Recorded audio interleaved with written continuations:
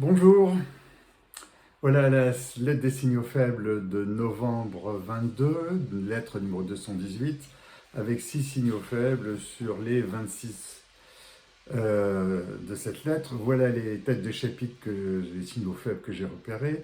Pourquoi les mines sur Terre et pas sous mer? Signal faible 2 à la bougie en janvier 2023.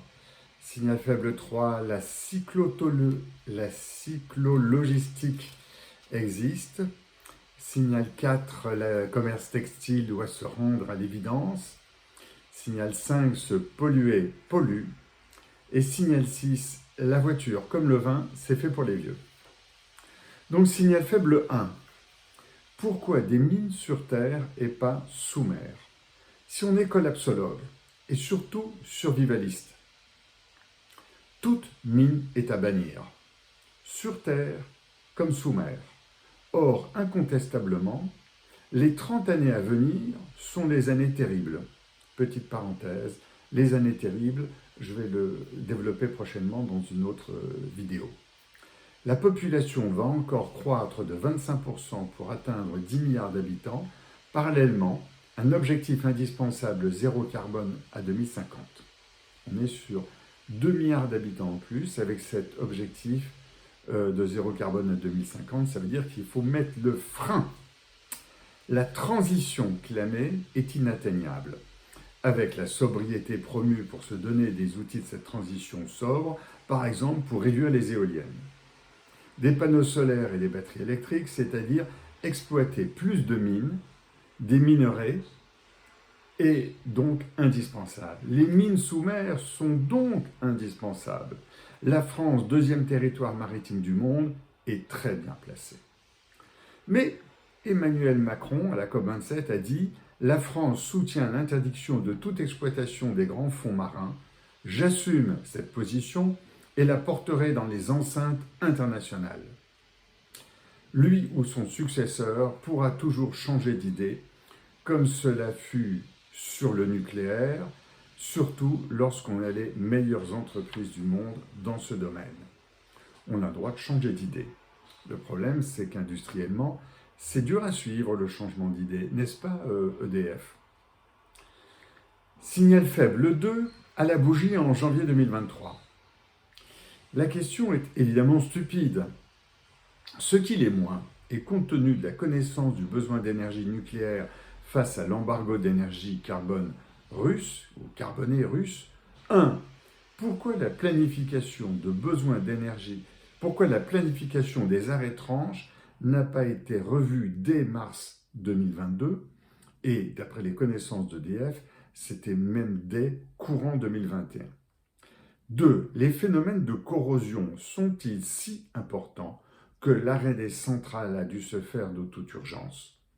La réponse n'est pas officielle. 1. Tension entre EDF et l'État. Je dirais coupure de courant. 2. L'ASN, l'Agence de sûreté nucléaire, est-elle un procureur? Mais alors, qui est le juge? Un peu comme le Conseil de défense sanitaire, celui du Covid-19, qui a reconnu à sa mort de ce Conseil quelques erreurs juste après sa dissolution. On a le droit là aussi de se tromper. Simplement, ça coûte cher dans l'industrie. Signal faible 3. La cyclo-logistique existe. La livraison en vélo se développe. Il ne s'agit pas de livrer quelques plis, non. Aujourd'hui, un vélo cargo peut contenir jusqu'à 200 kg de charge. Or, le cycliste. Renault Truck héberge la fabrication d'un vélo, un triporteur en fait, un triporteur électrique pouvant charger 350 kg. C'est un vélo free-gone. Et la caisse peut être réfrigérée. Pour mémoire, il se livre chaque jour à Paris 500 000 colis quotidiens. Et nous sommes à Paris, il y a à Paris 2,3 millions d'habitants. En moyenne, c'est presque un colis pour 4 habitants. Incroyable ce chiffre. Les emplacements de parking sont les bienvenus parce que dans les villes comme Paris, la difficulté est dans le stockage au plus près du consommateur juste avant la livraison. Le vélo ne peut pas venir depuis 5 à 10 km, ce serait trop compliqué. Chaque milliard de ventes sur Internet, c'est un besoin, mais là on parle de partout, un besoin de 24 000 mètres carrés. Or, il faut bien livrer ces sites, là aussi, par camion. Et il ne faut pas inventer les choses au dernier moment, sinon ça devient compliqué pour l'industrie. Signal faible 4. Le commerce textile doit se rendre à l'évidence. Il doit se rendre à l'évidence parce qu'en 20 ans, et notamment depuis 15 ans, tout a changé. Tout a changé dans le commerce textile. On peut accuser les loyers, toutes les concurrences, Internet, l'ultra fast fashion, la hausse des matières premières. Le coton a fait 107% en un an, le polyester 38%. La hausse du coût des transports, la hausse du dollar. On a peut accuser tout. Rien n'y fait. Le consommateur arbitre ses temps de visite des magasins, ses choix de dépenses, ses dépenses en seconde ou en location. Mais quand je dis en seconde main ou en location. Mais soyons lucides, les placards sont pleins, à plus de moitié par des produits mis une fois, ou bien ils sont même neufs dans leurs emballages d'origine. À force de vendre pas cher, le textile n'a plus comme valeur que la promotion, une photo sur Instagram et puis Vinted. J'aimerais bien que les industriels et les commerçants de textiles se rendent compte de ce propos. Mais attention, avec la taxe carbone d'importation, elle vient d'être votée il y a quelques jours, et elle va être étendue assez rapidement à d'autres produits que les produits industriels sur lesquels elle va rentrer en œuvre en 2024, quelque chose comme ça. Elle va rentrer en œuvre sur le textile et sur d'autres produits. Il s'ajoutera aussi la taxe recyclage, c'est-à-dire combien coûte à recycler un produit. Alors tout va changer pour le local. Signal faible 5, se déplacer pollue. Pourquoi ?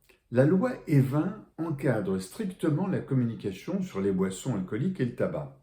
On la connaît tous, c'est marqué dessus, devant, derrière, fumer tue, boire tue, etc. Sur la même logique, les publicités des produits alimentaires portent des mentions comme « manger, bouger », 5 fruits et légumes par jour, et puis il y a le code ABCDE. Les publicités de voitures doivent suggérer d'autres modes de déplacement. N'oubliez pas de prendre votre vélo. Il ne serait pas étonnant que les publicités sur les déplacements en avion, en car ou en bateau, voire sur les séjours de week-end ou les vacances soient accompagnées dans un premier temps sur des mises en garde de pollution, voire limitées, voire interdites. Je veux dire, voire limiter ces publicités, voire interdites. Lorsque je vois des grandes enseignes de la distribution faire tout pour les consommateurs dans un monde vert, écologique, zéro carbone, aller nettoyer les fonds de rivière, etc., et faire de la publicité pour des voyages à Punta Cana, à l'île Maurice, en plein hiver, je me dis qu'il y a quelque chose qui ne va pas. Et un jour, ce sera dans ces limites-là ou interdiction de cette forme de publicité. Ce n'est pas agréable pour beaucoup d'y penser, mais c'est envisageable. Et notre 6e signal faible, la voiture comme le vin, c'est pour les vieux. Et oui, je l'ai développé par ailleurs, je crois d'ailleurs dans la lettre précédente du mois d'octobre, qu'un acheteur de voiture neuve a plus de 55 ans. Je crois même que c'est 57 ans. L'acheteur moyen d'une voiture neuve, 57 ans. Dans le vin en France aussi, la moitié des buveurs de vin ont plus de 55 ans, d'après une étude IWSR et Wine Intelligence, surtout pour mettre les plats en valeur et souvent chez eux.